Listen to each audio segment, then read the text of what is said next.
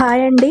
చపాతీ చేసే ఓపిక లేనప్పుడు, దోస బ్యాటరు, ఇడ్లీ బ్యాటరు ప్రిపేర్డ్గా లేనప్పుడు ఇంట్లోనే ఇన్స్టెంట్గా దోశని ఎలా ప్రిపేర్ చేసుకోవాలో చూద్దాము. ముందుగా ఒక బౌల్ తీసుకొని 2 కప్పుల గోధుమ పిండిని 2 స్పూన్ల ఇడ్లీ రవ్వని వేసి, కొంచెం వాము వేసి, కొంచెం సాల్ట్ వేసి కలుపుకోవాలి. ఆ తర్వాత కొద్దిగా వాటర్ వేస్తూ ఆ పిండిని బాగా కలుపుకోవాలి.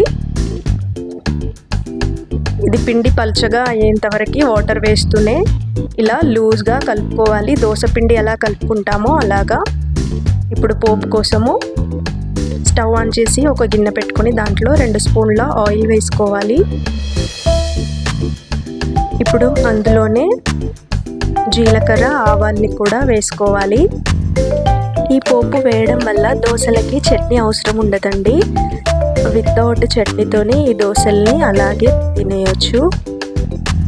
ఇది బాగా వేగిన తర్వాత సన్నగా కట్ చేసుకున్న ఉల్లిపాయని వేసుకోవాలి. ఆ తర్వాత పచ్చిమిర్చి, కరివేపాకు, కొత్తిమీరని వేసి బాగా కలుపుకోవాలి.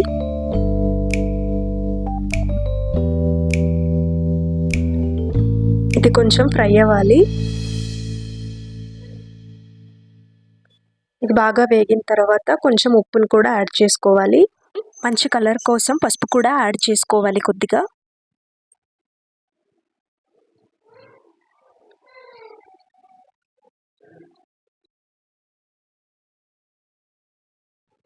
దీన్ని పిండిలో వేసి బాగా కలుపుకోవాలి.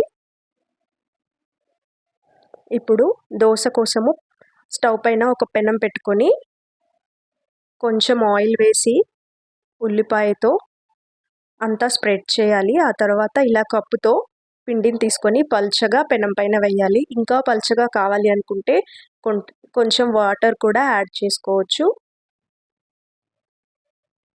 ఇప్పుడు చుట్టూ కూడా కొంచెం ఆయిల్ వేసి